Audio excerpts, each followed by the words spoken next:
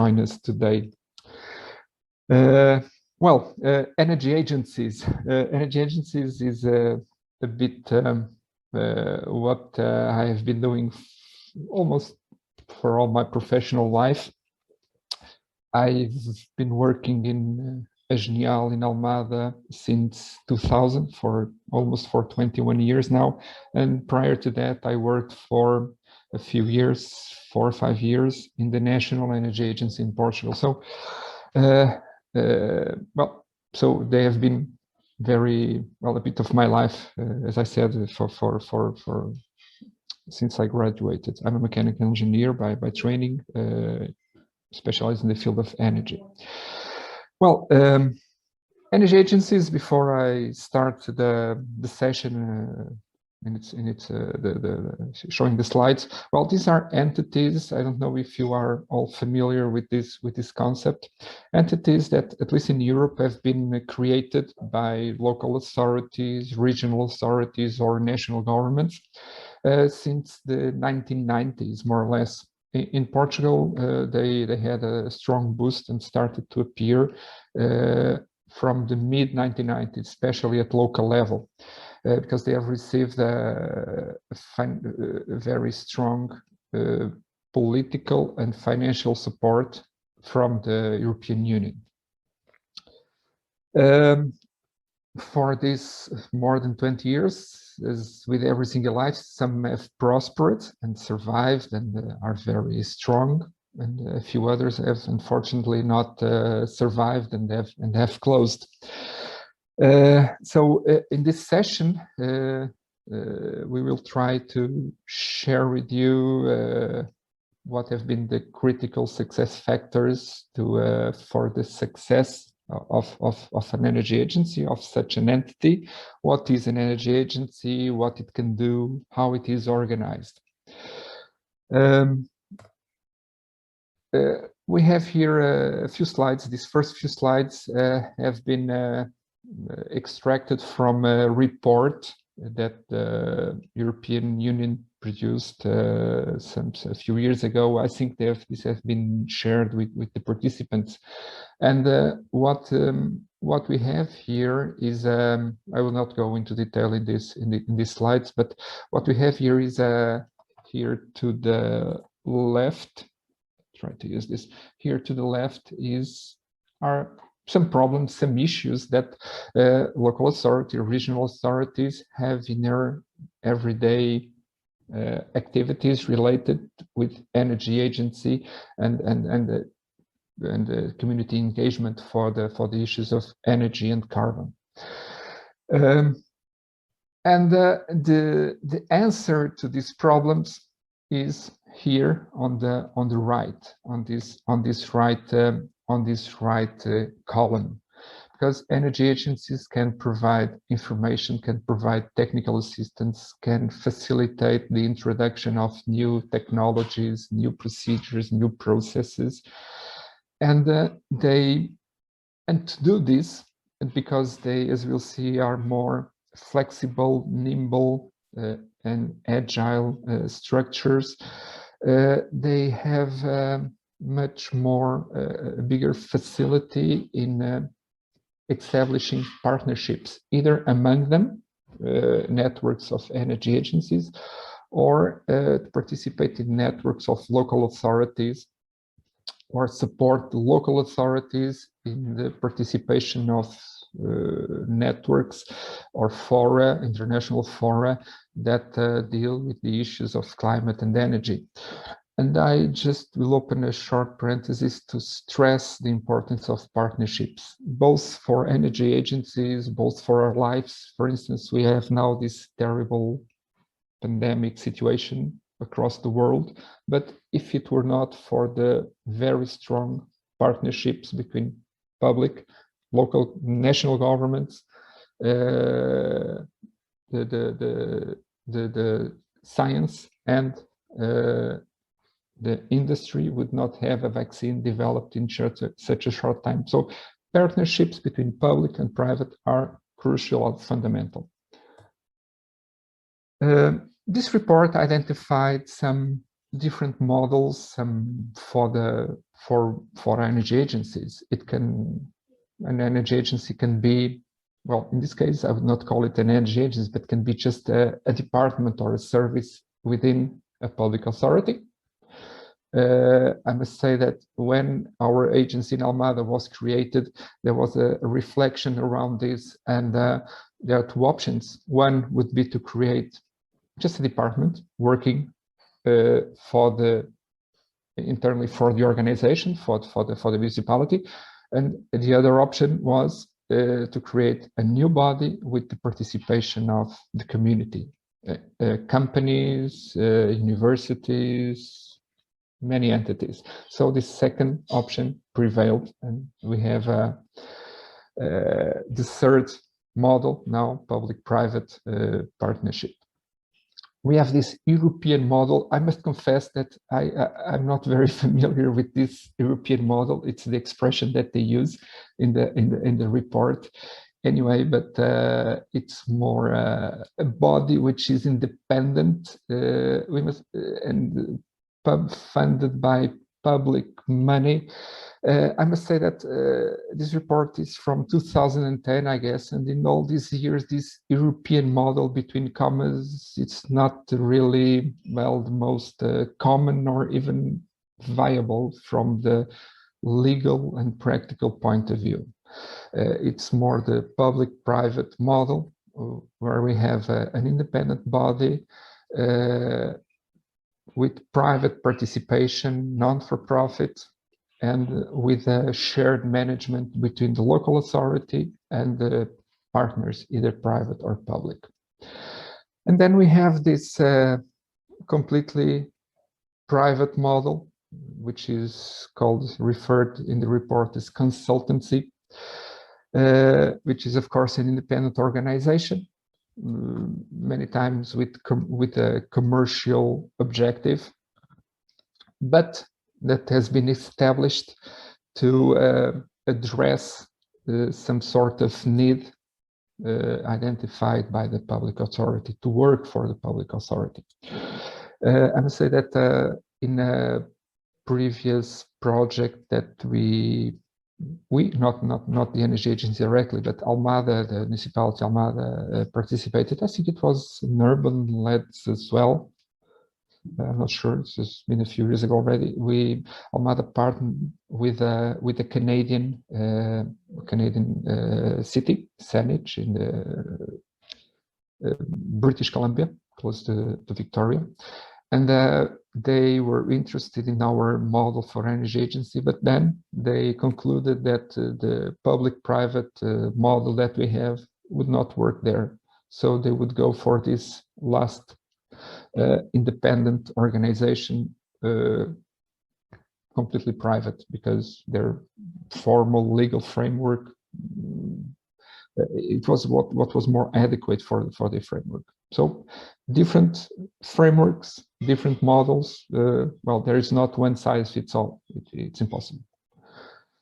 Just a curiosity here. This is the size of the energy agency team compared with as a function of the population that it serves.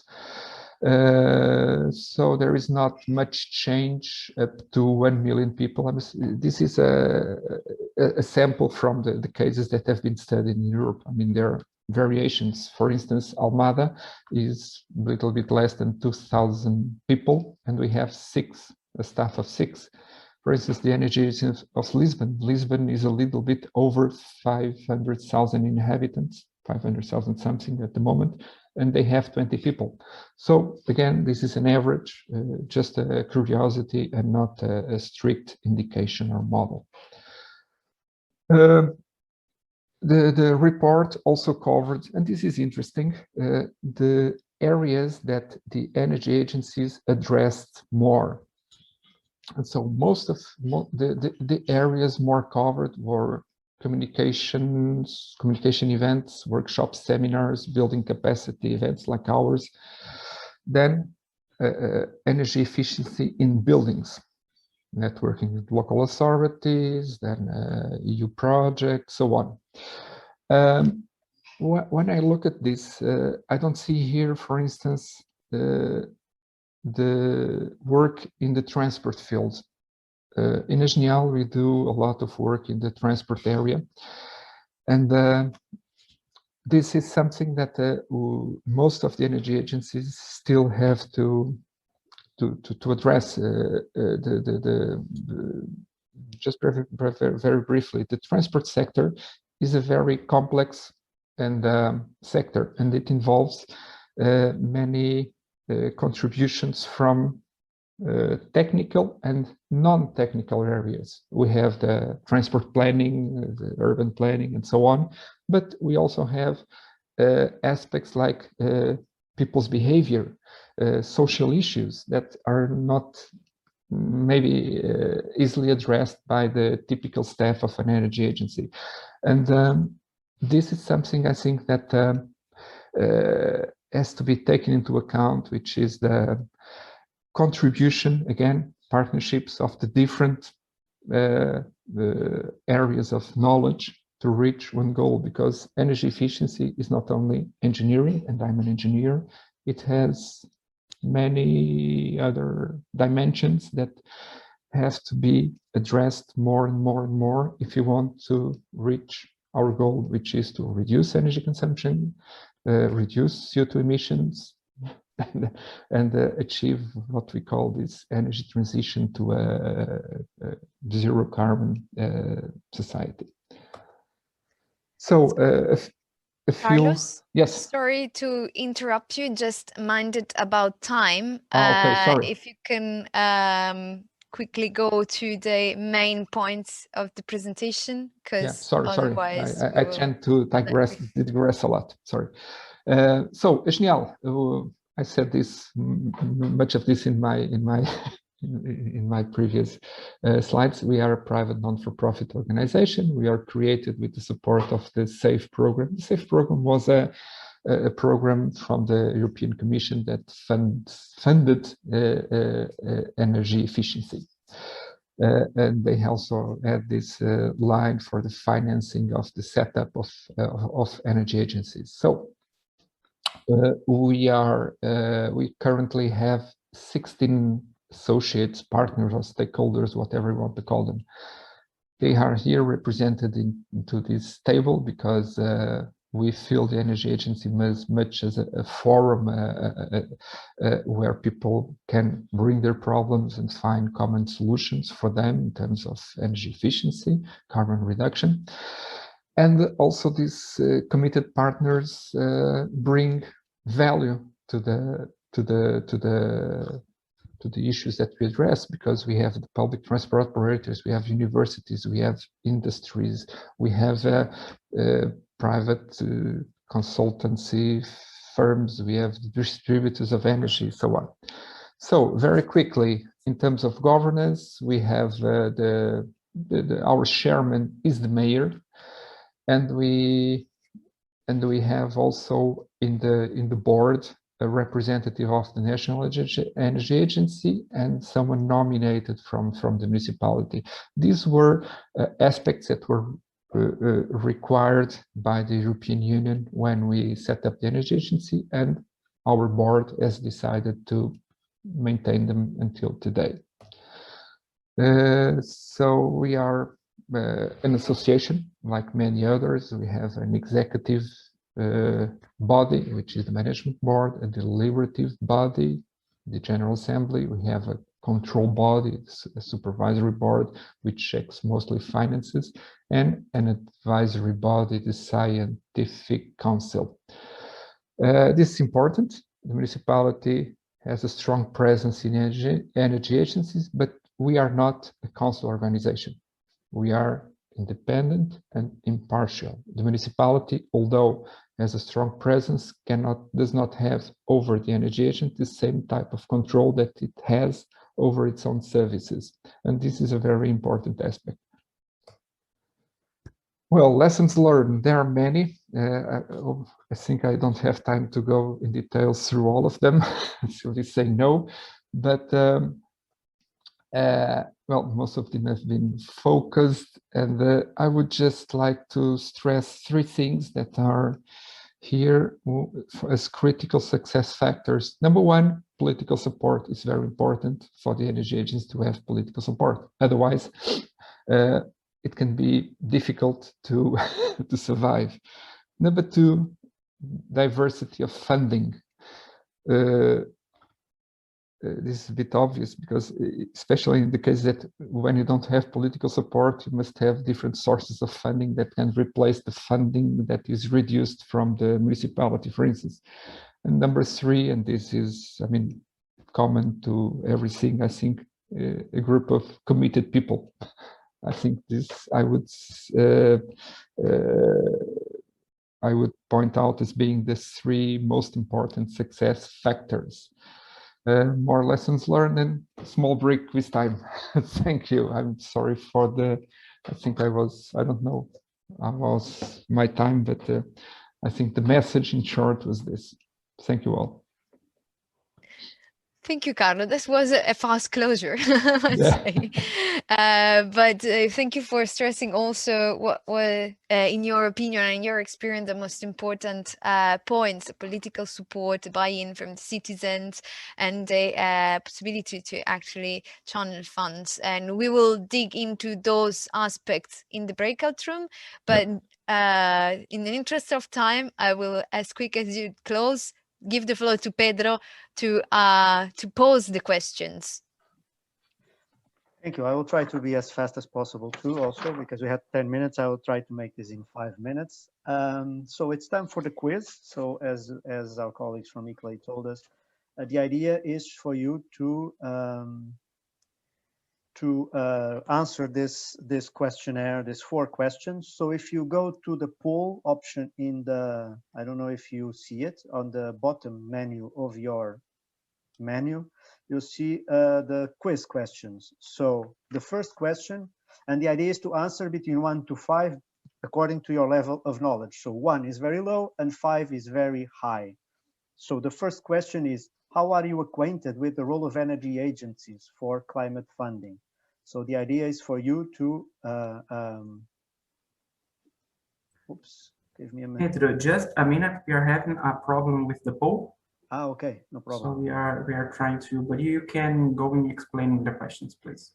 Exactly. So the first question is, how are you acquainted with the role of energy agencies for climate funding?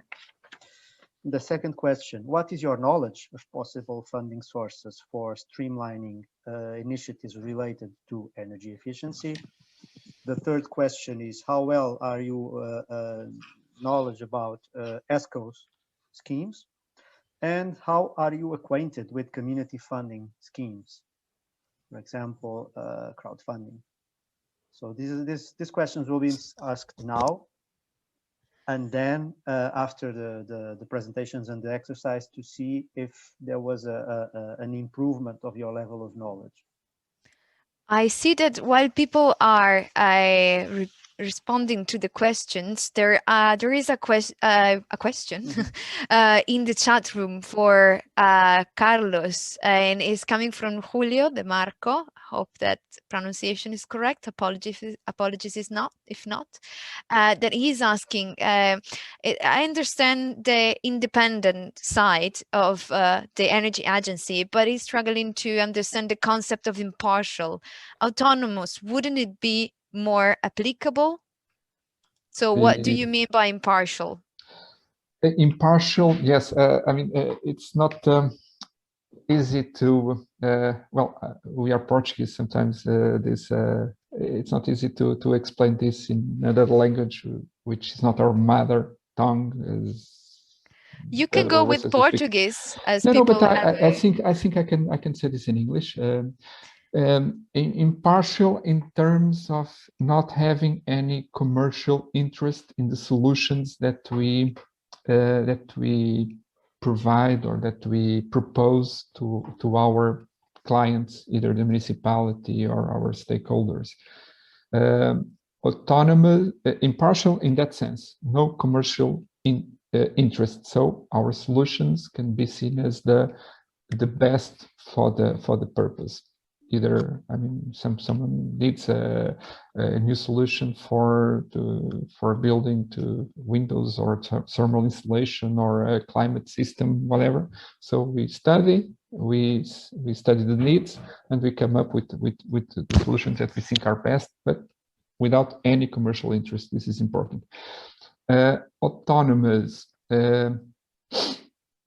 autonomous in the sense that we are also autonomous from the municipality, at least in the legal framework of Portugal. Although we are mostly owned by the municipality, and the municipality has such a large presence in the board and so on, the municipality cannot give us direct orders. We have contracts with the municipality to provide them services, and that's our relationship with them.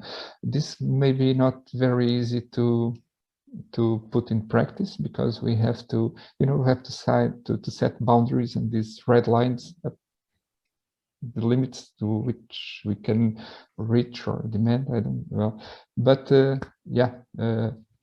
it works with some effort and some commitment, as I said. I hope I was clear. Yeah, well, it's not easy. Absolutely, and I would imagine that also over time, this balance have been changing a little bit. I see that if I may, sure. If I may, if there's still the technical issue with the survey, we can go after the discussion. We can go directly to the second part of the presentation, just to make sure that we keep everything. Pedro, those who are not co-hosts are receiving the poll, so we can share the results with you soon enough. Yeah, we already have people already the are half. People are already. Yeah, magic of technology. We already have half of the room respond to that. Okay, I'm going to print screen this also, because it's nice, and it's going to be interesting to see the difference before and after. But as you correctly noticed, Pedro, I will just move ahead for the time being with the second part. We can keep it for later. Yeah, and I'm going to close the poll now, and I'm going to record the results. Okay, thank you. And then we can discuss this with everyone. Okay, so these are the results, but I will stop now, and please, Sylvia, be my guest for the remainder of the presentation. Well, over to Carlos directly, since he is the master of the presentation. Just minding, if you can restart sharing your screen. Yeah. Okay, so on with the presentation, if it works. It's not move. Okay, so these next slides have addressed the one or two examples about my colleague called it creative ways for energy transition financing, and I think yes, they are creative because they make use of different tools and different funding opportunities to reach a goal. It doesn't happen all in 1 year or two, it happens in 5 or 6, but we'll see. What we have been doing, what Almada, or not we, Almada has been doing in terms of usage of funding for energy efficiency with the support of the Energy Agency, has been to look for funding which can be complementary, which can complement each other. So in Portugal, most of Europe, I think, have I stress this is an European example. In your countries, you should have other different types of funding. So in Europe, at Portugal, we have access to EU structural funding, to grants, European Union grants and local funding, either from mostly from the national government, and also in the case of Almada from the municipality, because the municipality has a climate fund. So the combination of this all allows to implement projects spending much less money than it would be necessary if the funding was done by just by the municipality. The reminder I've just mentioned that this takes time. It should be planned, and then it happens as the funding is available. If Almada were a rich municipality, if Portugal were a rich country, I mean, maybe this would be different. But we have limited resources, and we must be creative in order to implement our projects. We brought here as an example this the replacement of the replacement of the light bulbs in the public lighting system by LED lighting, which is currently ongoing. But it started 10 years ago with this project called Best Energy. This Best Energy project was funded by the ERDF, the European Regional Development Fund, and allowed Almada to develop a study and test the feasibility of a new public lighting system, which comprised the introduction of dimming systems, remote management control for the public lighting. At the time, we didn't have any LEDs, and it was not even something that was on the market. A few years later, 3-4 years later, the Portuguese government put out this structural fund bid, which paid for an extension of the pilot project that we had developed within this Best Energy project. So in this implementation phase, when Almada expanded the system for the energy efficiency of public lighting, I say again, remote control of the lights to offer programmable dimming during the night and so on, was financed half by these structural funds and one half, 50%, by Almada's carbon fund. And we finally reach 2020, when the municipal executive, the municipality, decided, okay, let's go for the full implementation of the system. And because we already have LED technology, well, currently on the market, let's also replace all the bulbs by LED. So in this graph, and I'll try to explain this the best I can. If there are any questions, I will be happy to answer them, or try to answer them.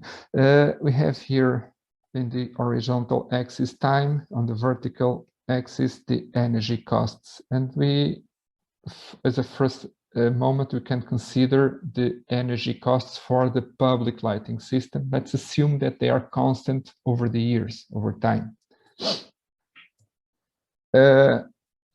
And if we bring an energy services company, an ESCO, that can replace the municipality in the investment phase. So they come, they invest, they make the investment, they replace all they introduce all the LEDs lights.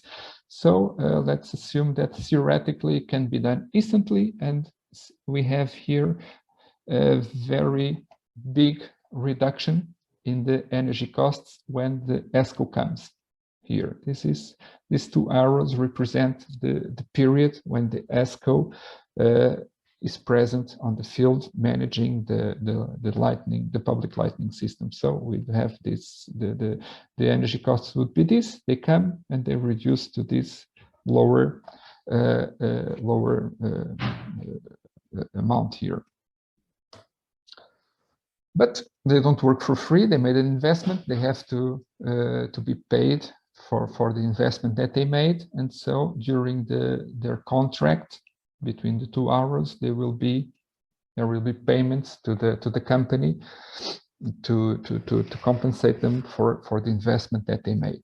Okay, the municipality spends zero in the investment, has only to pay a small difference between for the electricity that they paid and the payments to the ESCO, but it presents a net saving to the municipality. And now this is important. If we assumed at the beginning that the savings, that our energy costs would be constant over the years. So assuming that we would have here all this red area, which would be our savings. But in real life, we know that the market itself would impose that the energy costs would actually decrease over the years due to the market introduction of new technologies. This LED replacement would happen, if it were not for the ESCO, would happen more slowly over the years. So we must be very careful about our baseline, because actually our baseline can be different than what we assumed as being constant. And this is where the energy agency can have a very important role in giving advice to the municipalities, because our real savings would be actually very small. We in Almada have supported very strongly the municipality in the process that is currently being implemented. Now, for instance, I can share that the bid is being prepared to be launched to the market, the call for tenders. And we made all these calculations. We even modeled the savings and the costs according to different degrees of shared savings between the company and the municipality. And we just an example for the we reached this annual saving of 313,000 euros by the municipality, but it still has to pay an annual rent or annual fee to the ESCO of over 1 million euros. Anyway, this is lower than what is currently being paid for the electricity for the public lighting, which is around 2 million. So there is here this net saving of 313. So the role of the energy agency in a process like this is to make calculations, to give technical support, and to give advice, which is crucial. Otherwise, the municipality would be in the hands of the market and would not be very well supported to be able to distinguish the different proposals and choose what would be best for them. To conclude, Sylvia, I have here just a few examples, which I will not address very deeply, because they're more examples that people can consult at the websites about using international funds for local projects. For instance, this is an example for Africa. An example for Brazil. I hope this is still up to date. You know, what can be an example of funds available to Brazilian local authorities.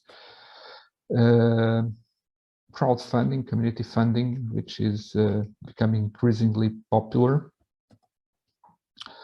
And local, I'm laughing because local funding from when the local authority funds the community. For instance, fortunately in Portugal, this is not very well developed or even possible at the moment, but many European cities have this possibility to fund directly the community, the inhabitants of the cities, to implement energy efficiency projects in their homes, for instance. Yes, there are more examples. Our climate fund in Almada, for instance, similar to others in European cities. Again, I will not explain this in detail, otherwise Sylvia would, you know. But the general approach is that within the municipality there are different services, different departments. For instance, the department that runs the education department, which has the responsibility for keeping the schools, the school buildings, they can approach the energy department, all from the municipality, with a project idea. I want to refurbish the buildings, put thermal insulation, put solar panels. I have these very good ideas. So the energy department says that's a great idea. We can finance it. So the fund, the Armada Less Carbon Fund, will finance the implementation of these projects, and the savings are split between the fund, feed again the fund, and the education department to increase their budget for other projects. Anyway.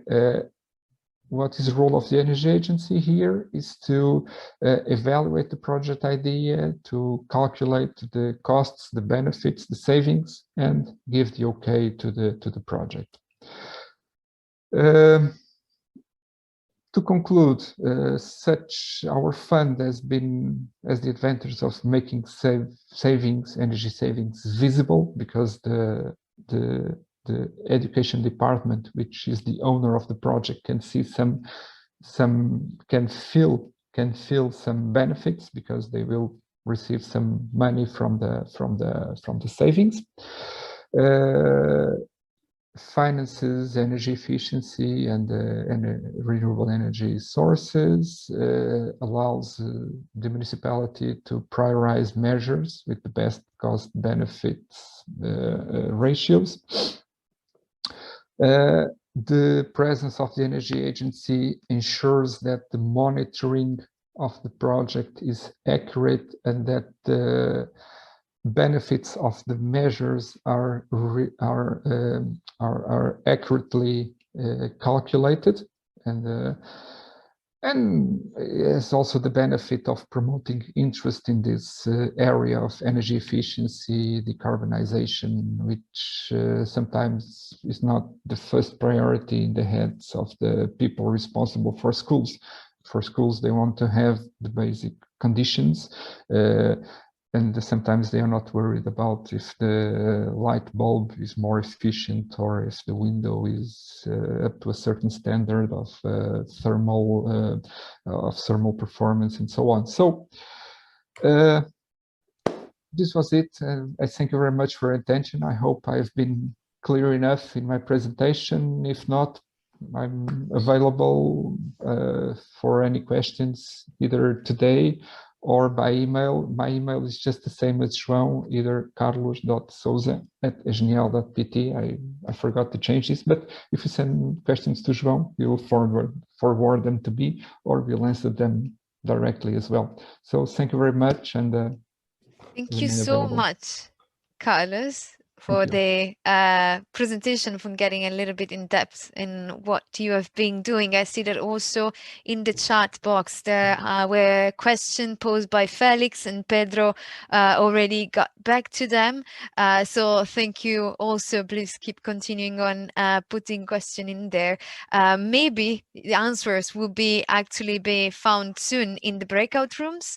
Now we, after this introduction, we will have have the chance, of course, to deepen and to discuss what actually is possible in your context, what is happening in your cities. I'm really looking forward to hear also from the colleagues. I know the urban labs have been working exactly with school, for example. So really, really curious to see how the exchange will go. So we are going to have 3 different rooms according to the languages. In the Spanish-speaking room, we will have Carlos moderating together with the support of Maria Camila from the ICLE team. And there we will also have the chance to listen a little bit of what the city of Topaga in Colombia is doing. In the Portuguese-speaking room, we will have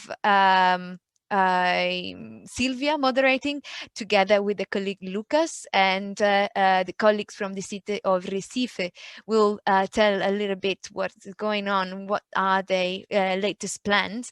And in the English-speaking room, it will be myself together with Pedro leading, and we will have the chance to listen from Miss Mutalikanwa from the Rwandan Green Fund a little bit what is going on, which funds are available in Africa and to the Rwandan city, especially with the experience of the city of Kigali. So please, I will ask the colleagues in the background to open up for the breakout rooms, and we'll see each other's back in 40 minutes or so. Thank you. See you soon.